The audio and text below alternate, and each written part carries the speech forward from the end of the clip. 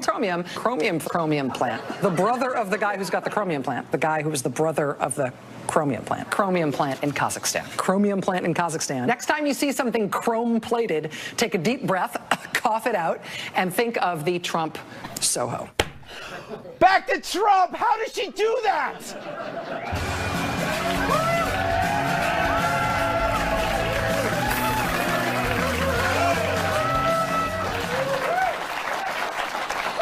It's hard to believe it's the one-year anniversary of Trump's inauguration. We go live to media outlets around the globe.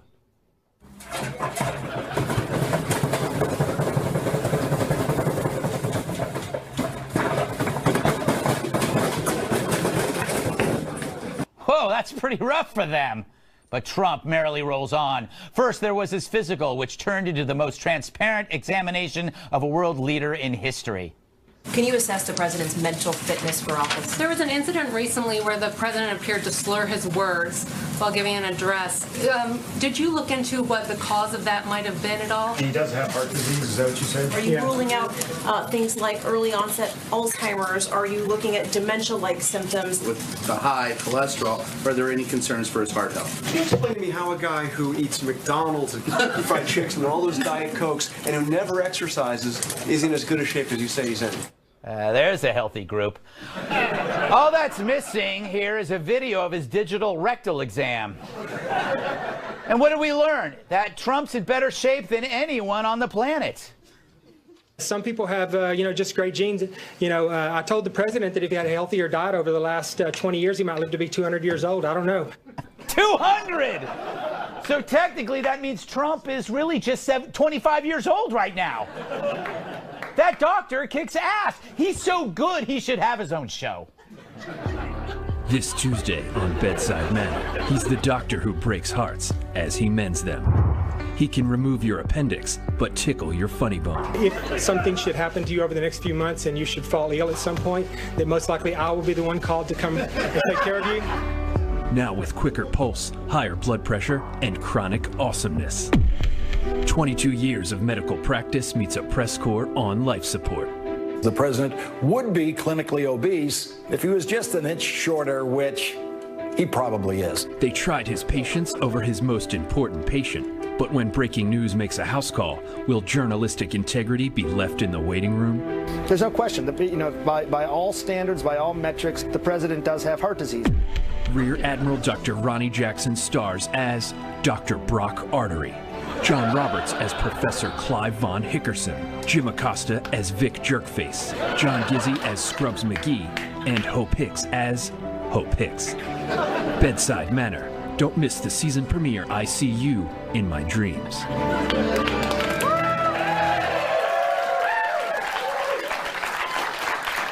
I give that 3 thumbs up. All right. But still, the good news wasn't enough for some. The president has heart disease. Those numbers qualify him for having heart disease, and it clearly needs a plan to try and prevent some sort of heart problem down the road. So wait, there's the lead. CNN finally admits Trump has a heart. Of course, all this good news only unnerved Beavis and Butthead.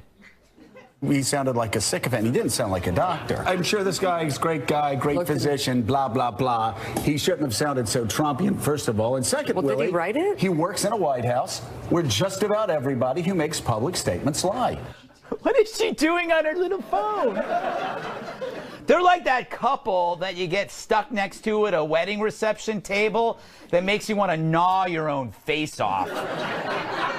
Look, when you're calling the same doctor who worked for President Obama a hack, you've lost the plot.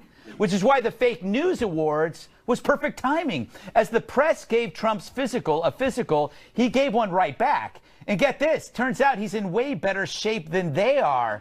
How genius was it to have the media cover their own report card? We break in with this breaking news. We suck. But speaking of report cards, how is Trump's after 1 year? Well, the economy's way up and ISIS is way down. If you stop there, I'll take it. But jobless claims are lowest since 1973. And I believe we have footage of your 401k since Trump took office.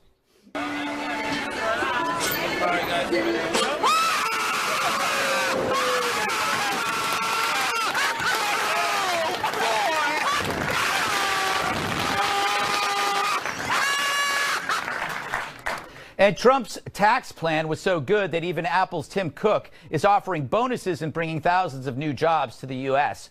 Watch him try to admit it. There are large parts of this that are a result of the tax reform, and there's large parts of this that we would have done in any situation. Just come out and say it. The guy you can't stand did some good. I know it's painful to credit someone you hate. The media and tech companies, they're like children in high chairs, shaking their heads as Trump feeds them their vegetables. Yeah, it tastes bad, but it's good for you. Anyway, what did we get amidst this good news? Flake news. The enemy of the people was how the President of the United States called the free press in 2017.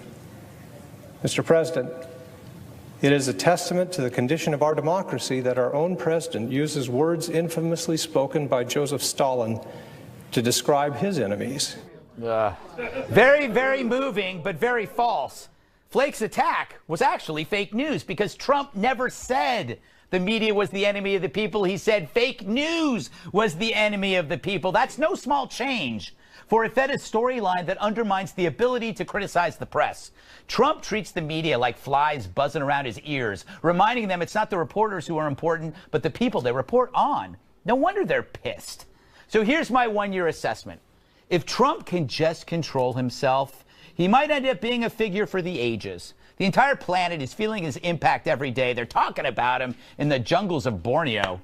Like him or not, take a freeze frame of right now. He's the most important person on Earth. But by keeping him on his toes, so are you. And that ain't fake news. All right. Let's welcome tonight's guests. I can get behind his legal mind. His latest book is called Trumped Up. Harvard Law Professor Emeritus Alan Dershowitz. She's so bright, the Sun sends her hate mail. Wall Street Journal senior video reporter Shelby Holliday. She's the feisty dame who thinks everything's lame. National Review reporter Kat Timpf. And an inner tube is his pinky ring. Former bodyguard and my massive sidekick, Tyrus. All right. Professor, you can comment on anything, but I want to pose a question to you that despite all these missteps that are happening constantly, when you step back, there seems to be a path of accomplishment, which to me is astonishing that given all this stuff that's going around, things are okay. You know what it is? It's like a drunk man walking a straight line in an earthquake. It's like both effects are canceling themselves out. So he just walks a straight line. Does that make sense? No. Okay. Thank you. First of all, I'm still trying to get my head behind what Donald Trump will look like in 2147 yes. when he turns 200. Yes. And you have to promise to put him on this show. Yes, we will. With his walker. Yes. And he'll come in and he'll look back. Yeah. And he'll look. I think this has been a very, very mixed year. Yeah. There are some very bad things. The statements he made about African countries are simply inexcusable. As the grandson of immigrants who came from what were considered S-hole countries back then and have accomplished a lot. Right. We should never judge people on the basis of national origin. I don't like the way he deals with immigration, the way he deals with people from foreign countries. On the other hand, I like the fact that he has the peace process moving a little bit in the Middle East. Maybe the recognition of Jerusalem will finally push the Palestinians to come to the bargaining table. Mixed record on judicial appointments. Mostly I don't like them, but a couple of them are not so bad. So it's a mixed record for me. I would say more on the negative than the positive side, but he has 3 more years. Prediction, only 3 more years. Ooh. In 3 years, he's going to get on national television. This is the professor. I'm just making. I like him a lot. Here's his statement. He says, "I don't know why any president thinks it takes 8 years to save our country. I have done more in 4 years than any president since George Washington. I don't see any reason for taking the additional 4 years. I can go back to the private sector and really help Make America This is a good point. This is a good point. It's like what he did. It didn't take him that long to do Woolman Rink in New York. It took him a couple of months. He can get this thing done, and he'll go do something else. I guess that's your point. It's like my grandmother used to say to our children, sleep fast, we need the beds. So if he can get it done in 4 years, hey, he's going to not run a second time. Shelby, I have a theory that, kind of playing off what the professor said, is that he is kind of a jerk, but a lot of times your boss is a jerk and he gets stuff done. What's your take on He this? got a lot done. I just produced a video for the Wall Street Journal for this 1-year anniversary, and I felt like the dryer on the trampoline. But there was so much going on, and to recap a year in 4 minutes was nearly impossible, but also amazing to watch the market continue to go up. President Trump makes controversial comments. He's also a big cheerleader at times when things are going well. But the market, man, it just keeps going up. So I think that is a huge takeaway. It shouldn't be ignored.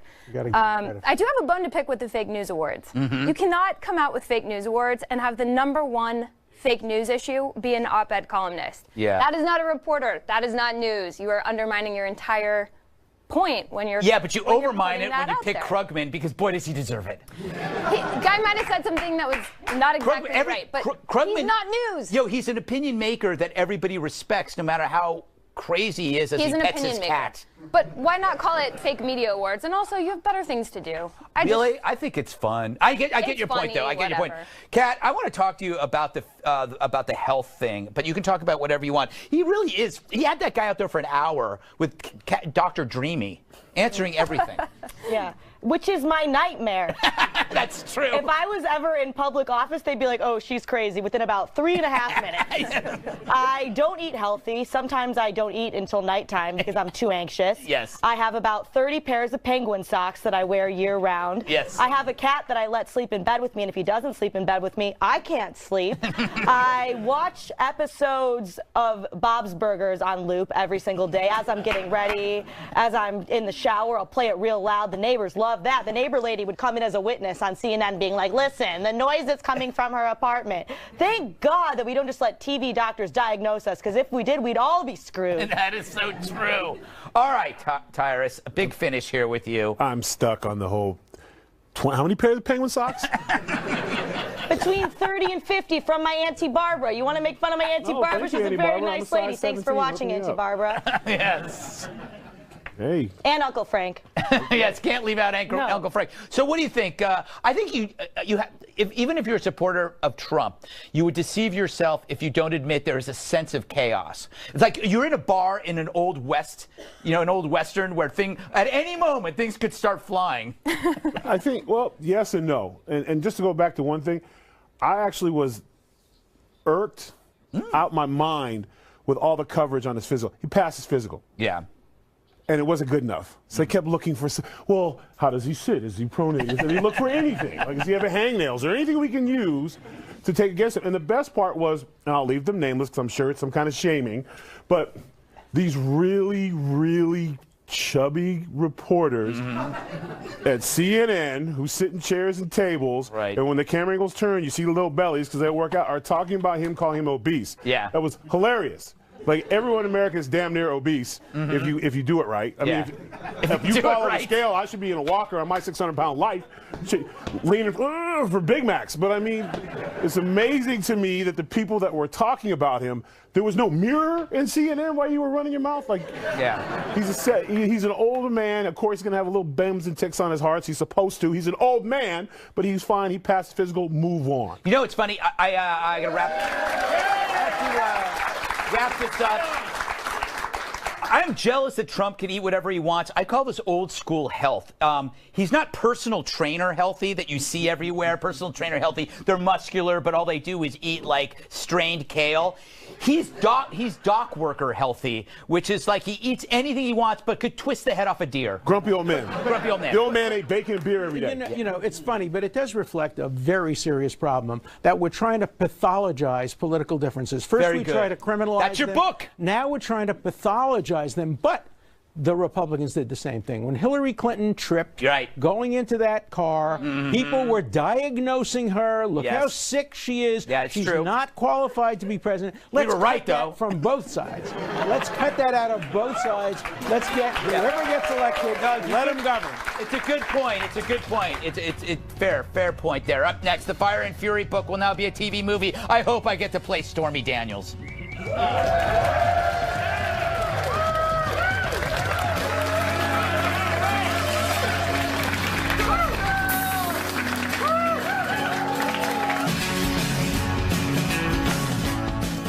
Like crap to a latrine, it heads to the screen.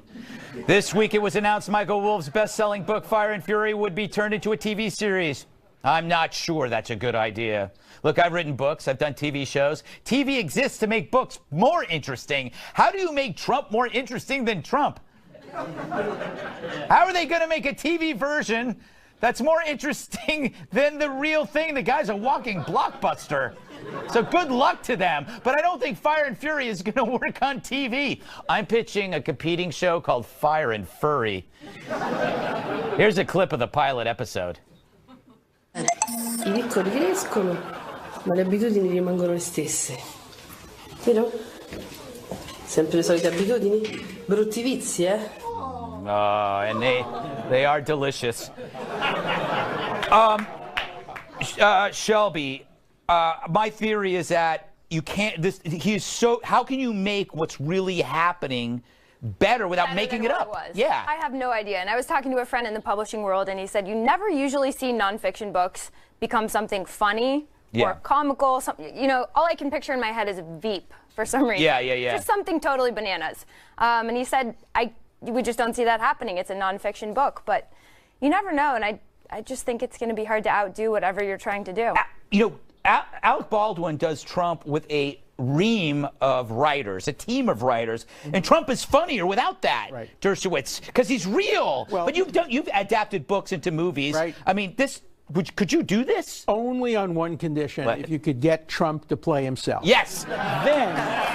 Then he could be a great star. Yeah, that's so true. And think of the career he has ahead. Can you get him to follow the script? He'd be the worst actor. He'd be going, I don't like this. I don't like this. That didn't happen.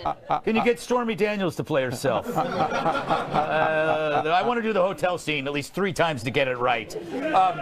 Tyrus. Yo. I only bring the because I just got this article on my affair with Donald. Do you think that should be part of this, even though it wasn't in the book? Why not? I mean, that's the only kind of sort of maybe true thing about the whole situation. So it's literally Memoirs of an Angry Bannon is the name of the book. I mean, it's the movie. So the movie's going to be him pouting in the office next to the big office while they have a meeting. Yeah, that's true. I'm going to tell. I mean, and what kills me about that whole thing is like they're putting, he paid off a porn star for having an affair. Would it have been better if she'd been a housewife of 5? Would that have been a better affair? I didn't look at it that way. Kunde Law lawyer has an affair with, well, that's fine. But just keeping it real, if I was looking for extracurricular, I would go to a pro who's not going to want to date or graduate or call me all the time. So I probably would go there. I'm not saying I would. It's apprehensible. And I'm not saying he did either. But fellas, women, hear me now. If you're going to go out and date, go out and sneak around, you're going to sneak around with somebody who can come back home and ruin your life? Or you have a professional where you sign a disclosure and there's a medical test and everything's fine? If your tooth hurts, you go to the dentist? You know what? It's such a good point. Like, if you're a golfer, you're probably going to want to play with a professional golfer rather than like somebody. You got a toothache, go to the dentist. Yeah. But I think, the interesting part of the book that I don't even know what that means. The interesting part of the book they actually could make a decent TV series out of is the 3 groups in the White House. Yeah. The Bannon group. Yes. The Ivanka and Jared group. And the Republican group. That was an actual insightful part of the book. She was her own group. She was her own group because nobody liked her. That might be the most fascinating part. We have no idea what she was doing. No, neither did she. Maybe we would learn. She brought her friends over to check out the rooms. Kat, where do you see this going? Is this happening? Would you watch? I only under one condition, and I have the perfect person to play Trump. Can we get it on the screen, please? Alf. There we go, right? Yes. They have the same hair. They kind of look alike. They have the same scallywag attitude. Yes. And for the Fire and Fury book, we keep the part about eating cats. Oh, that's All of the problems in the White House is because Trump eats cats. I didn't know that about. That's what Alf does? Yeah, he's chasing their little kitty around for most of the series. Get with it, Greg. I'm sorry. I think, this could only work if they did it real time, like 24. So, you know how 24 was 24? They'd have to do it at night, and they'd have to replay the events of the day with actors. They'd have to do exactly the same day, because real life is better than whatever they're going to offer. I will stick my face in a beehive and play Bannon. Yeah, there you go. Stick my head in a beehive? It's the only way you're going to accurately depict. I mean, this is amazing. He does have a lot of blushing going on. We gotta go. It's still to come. A week ago, Hawaii told 1 million people they were all gonna die, but now the story's already in the trash. We dig it up next.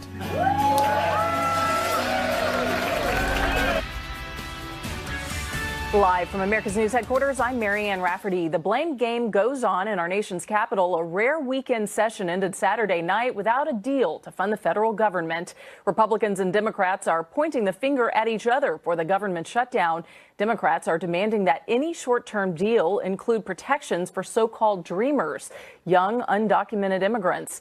But Republicans say that's a non-starter. They won't make a deal on immigration until the government reopens. President Trump tweeting, quote, Democrats are far more concerned with illegal immigrants than they are with our great military or safety at our dangerous southern border.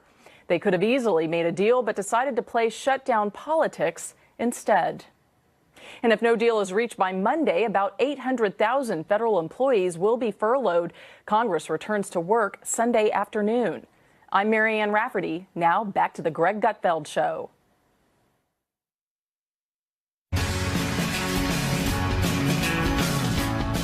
Contrary to the alarm, no one bought the farm. Remember that alert that went out in Hawaii? Everyone was told a ballistic missile was heading toward them. And they were put through 38 minutes of sheer hell. And then they were told it was a mistake. That only happened 7 days ago. But it's forgotten as if decades have passed.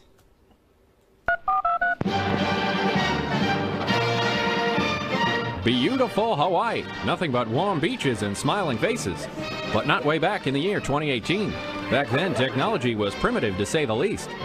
One unlucky chap clicked the wrong item on a computer menu and holy hula skirts, statewide panic. The emergency management employee had accidentally set a false alarm about an incoming ballistic missile. For 38 minutes, gents and dames everywhere were hightailing it for cover. Well, mahalo for nothing. As for the employee, he's been reassigned. At least he didn't go out with a bang. So, why has this story fallen so quickly under the radar? Well, for one thing, you can't blame Trump for it, although some have tried with every fiber in their yogurt-fed being. But if you can't tie Trump to it, it's not a story.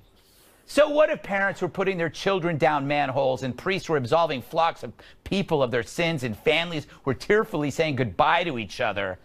The president said a naughty word, and that's all that matters. For more on the Hawaii story, let's see what others are reporting. Where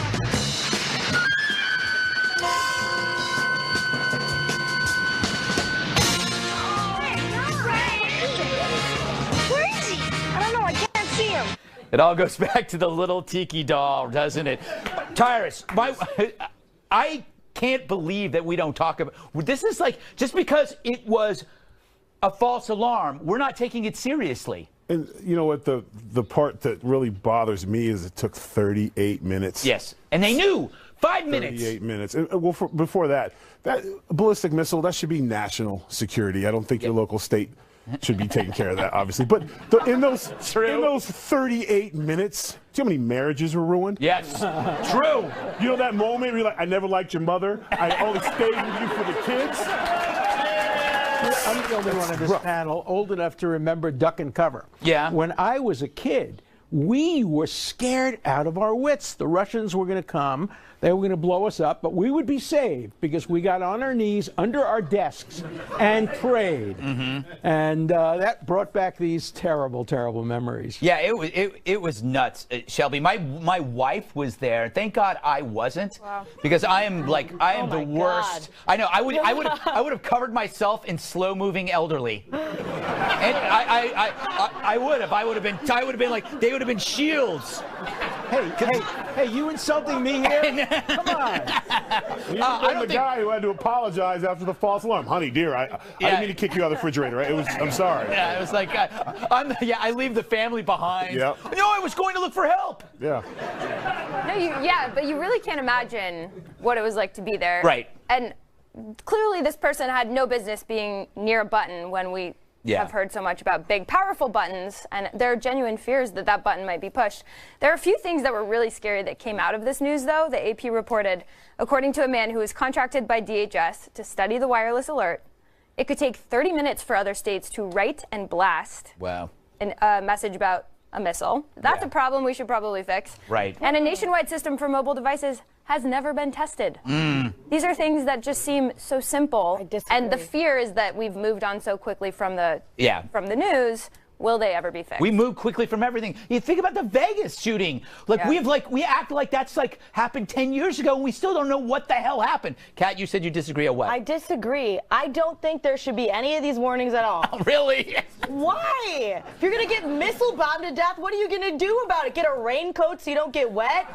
Gonna stock up on canned goods? You're never gonna get a chance to eat those canned goods. There's nothing you can do. Why not just let people live and then, 1 second you're not? Well, this is an interesting point. The best response I heard is the husband of my wife's friend. They were there for her birthday party, and he's Russian, and everybody's panicking. People are crying. His wife's crying, and he goes, "Go back to bed. If you wake up, all good." And you can't get better than that. No. You can't get better than that. That's a cool dude. The one thing I got to say, I love Hawaiian shirts, but it's weird when they're at a national security press conference when they're in Hawaii. Do you throw a tie over a Hawaiian shirt? I don't know. I mean, I don't get it. Anyway, I don't get it at a national security. I love Hawaiian shirts. I love them. Just not in a serious meeting. It's incredible. You can wear them anywhere. Anyway, coming up, North Korea's got Olympic fever. North and South are joining hands to win a few medals. Or die trying. Seriously, you lose, you die. That's next.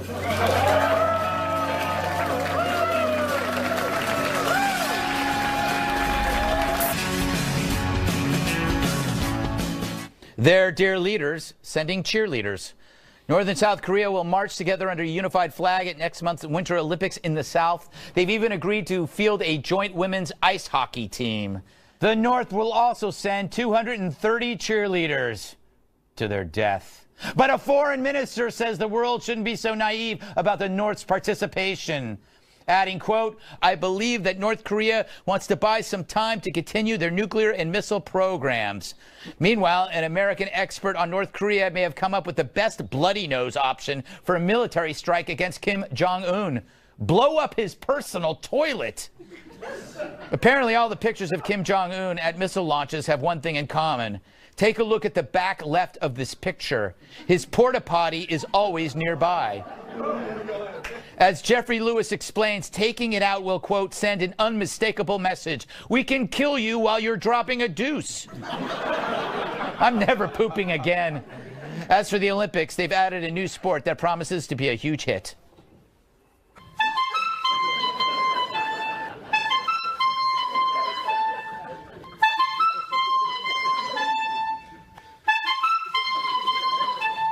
I'd say that blows, but that's too obvious. Kat, thoughts on this assassination plot or pseudo plot? Yeah. As funny as bombing a toilet would be, and it would be, it could be seen as an act of war. True. And if they were to retaliate, I would hate for the reason that there was no more New York City or no more Los Angeles to be, we thought bombing a toilet would be funny. Yes, that's true. You don't base your foreign policy on a really cool joke. Yeah, I mean, as cool as it would be, it wouldn't look very good in the history books. All right, they thought it would be funny.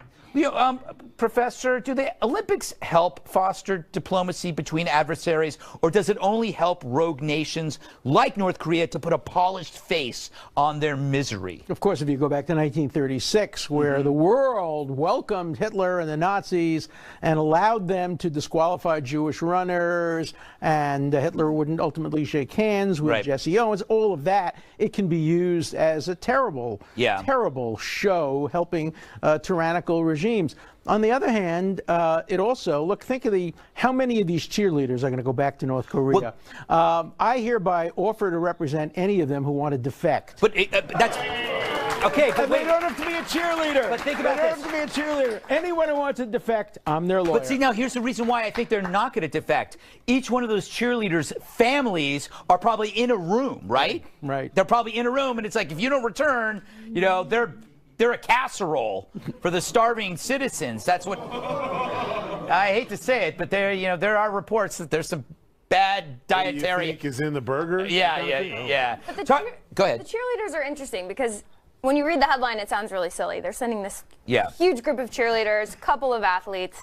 The cheerleaders are actually considered soldiers by many North Korea experts. They are the army of beauties. They are meant to go out there and sort of woo the rest of the world, pretend like they're peacemakers, show how innocent and soft the regime is. And their most famous alumni is Kim Jong-un's wife. So I didn't even know he was necessarily trying to defect. I didn't even know he was married. He marries a cheerleader just like everybody else. They always marry the cheerleaders. Kat says. You can do it, Tyrus. Yeah, I mean, it's... Tyrus. What do you? Okay, is this just a way for Kim Jong-un to just put off stuff to delay while he's still developing weapons? Look, I'm cooperating, but then he's actually doing something else. I mean, it's probably a little of that, but also at the same time, one of the things that has happened for him and his country is with sparring with the president of the United States and the leader of the free world, he has the spotlight right now. Yeah. So chances are, if he wouldn't have had the interactions that he's had with President Trump, none of this would be happening right now. I think you're right. He's trying to play a sympathy thing, and then you're 110% right. Every one of those cheerleaders, they got a reason to come home, or several reasons to come home, because once they get over there and they see a warm bed, 3 hot meals, free speech, TV. I mean, I don't know if you've ever been to the Olympic. It's like a little city. Yeah. And it's just a whole lot of fun going on. Yeah. And stuff. Yeah, it's been a while for me since I've been in the Olympics. A good friend of mine, Mark Henry, the world's strongest man, he goes to Olympic, and some of his stories from the Olympics back in the day, I was like, did you even have energy to lift? Yeah. They party, they have fun, everyone's meeting everyone, they're going to be exposed to a lot of things. There was a lot of clean and jerking going on. All right, I don't even know what that means. Ruins the story. I'm talking about sharing ideas. This is a dirty little old man. No, I mean, he's working. I got the old man sweater on, but you should have it on. All right. Would you guys stop attacking old men? All right, still to come. New California wants to become the 51st state. But why stop at 51? Let's add the moon while we're at it.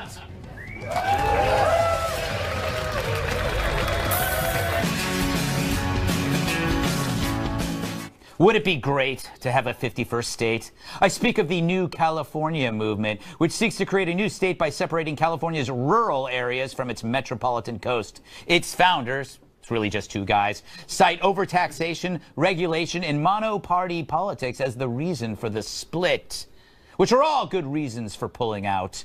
California was once... Stop it! I lived in California. It was once a pretty cool state. You had the film industry. You had orange groves. You had giant redwood trees. You had the Modesto Nuts. It's a minor league baseball team. They don't talk to me anymore. Now it's let itself go. An elegant gentleman has become your fat, drunk uncle who can't even zip up his own pants. The founders of New California formally declared their independence this week. I believe we have tape of their presentation. San Diego, Los Angeles, San Francisco. Everything on this side of the line is just hundreds and hundreds of miles of worthless desert land, which just so happens to be owned by Lex Luthor Incorporated. Wow. I didn't know Superman was in Deliverance. Hey, Very good. California, it's gotten too big, Professor Dershowitz. It's like you imagine Siamese twins, right? And one of your twins got really, really fat. And you go like, okay, it's time to split. We're calling the doctor. Look, there are people in California who want to not have a separate state. They want to secede and have a separate nation. They would be, what, the 7th, 8th largest economy in the world? Yes. They would be among the top population nations in the world, and they could legalize marijuana without any concern from the federal government. In the world? Shelby, this could be a great contest to see. You have the two states split. Which one would do better? One with like free market, free market, free mind mentality that Professor Dershowitz discusses, or big government intrusion of the other kind of California? That's a good question. I mean, I think this is what happens when you overtax your citizens, can't balance your budget. People get really frustrated. They want to leave. But if you look at the plan that these new California guys released, it's literally a 5-page sloppy PDF. Is that all you need? It looks like something a third grader put together. So I think they have a little ways to go in filling in the details and convincing people this is a good idea. But also, all the wealth is on the coast. Yeah. So they would also have a bit of a reality check when they start realizing what their resources are. But how big was our Declaration of Independence? Bases. Wasn't that one sheet? It was a much more intelligent sheet. Really? I'll have to say that. I think it was written on a cocktail napkin, if I remember correctly. I believe that you're right. Yes. Yeah, they all had. Everything good is written on a cocktail napkin. Tyrus? What? I don't know. You want me to follow up with that? Yes. Look, I grew up in California. I still have my California driver's license. I vote absentee ballot. Like, I'm still a Californian. And they do this. I grew up with this constantly. At one point, Northern California was pissed because Southern California was taking all their water, so they wanted to split and be Northern California, Southern California. Then some genius came up with the 6 states. We're going to have 6 new states in California. You know, Texas did this, but a few years ago, Texas wanted to succeed because it seems like whenever someone doesn't get their way, they want to pack. That's the way America is now, apparently. When you don't get your way, you pack your bags and you go home. But so they're now not leaving. No, they're just saying we're not being a part of this anymore. No, there's still going to be a state. Family Guy, he did that too. They're going to be a state. That's good. It's good. They're moving out of that. They're not moving out of the house. They're getting their own room. Yeah, but it's not the way I like it, so I want it. I would be pissed. As a Californian, I am tired of California when I go there. It's like people, I had to move out of California because I couldn't afford to live there. I couldn't afford to buy the house that I grew up in. But what did you do? I sold it for a lot of money. Called Greg, or did you move to New York? I moved to the thing about America, there's like 49 other choices. Yeah, you got to move. You're not going to get it. They're not going to split. I think that's the moral, is you got to move, Kat. Yeah. You must move. Is that my question? Yes. No. You know, Virginia split off from Virginia, became West Virginia, right? Maine and Massachusetts. Yes. Split. Dakota Fanning left North Dakota. It just blows my mind, like you said with the PDF, that there are actually people out there who are spending their time doing this. Really? Yeah, like You've spent time on worse things. 100%. And that's exactly my point. I was like, these people must have no psychological noise. They must have no social traumas to deal with. They must have other lives. Who gets and spends their free time thinking, you know what, I would like to make a PDF about creating my own state, and I'm going to do it. I think this probably the I like best these people. I agree. The best people. You should have them on the show and interview them. I will. You know what? You're right. You know, it's like the people who do C-Lab. Let's get to the bottom of this. Do C-Lab? It's much better than anything I do. And then when with you my ask free them one time. wrong question, they're going to form their own Greg Gutfeld show in the corner.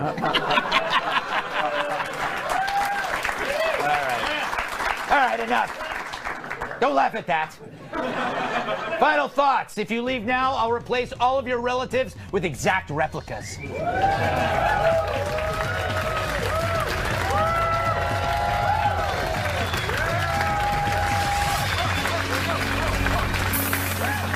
Audience, email Greg Tix at foxnews.com. I'll see you Monday on the 5 at 5 p.m. Eastern. We're running out of time, so... What you've wanted to say all show, but haven't had the chance to say, so here's your chance to say it. Right now. All right, Professor. Well, in my book, Trumped Up, I argue to return us to the center. Let's move away from the extremes. The left is turning too far left. Some on the right are turning too far right. Let's return to the days where centrist conservatives can argue with centrist liberals and ask what's best for America, not what's best for the right or what's best for the left. I gotta move on. I do think Trump's gonna be a centrist. I think he always has been because he moves all over the place. Anyway, Shelby? For my final thought, I think I'll go back to the beginning of the show. You said if Trump can control himself, yes, he could be a great president. And I think that's a big key. And people don't really take it seriously. But after producing this big video of the year of Trump, I truly think if Trump can get his act together on Twitter, not say offensive things, not pick so many fights, we could have a great year. Yeah, I think so too. All right, Pirates! Oh man, I had a busy week. I got 2 movies getting ready to come out. Monster movie Inuit, if you're into that, and if you want to laugh. Me, Mike Epps, Russell Peters, and John Malkovich in SuperCon, and I made my return to Impact Wrestling last week, where I put hands on EC3. You should probably check that out. So busy man. All right, last word to you, Kat. So I've been having kind of a rough time, had a rough day. Went home, though, and found out there was cat vomit all over my apartment. So I was like, at least I have a purpose in life. Yeah, that's good. Gotta clean that up.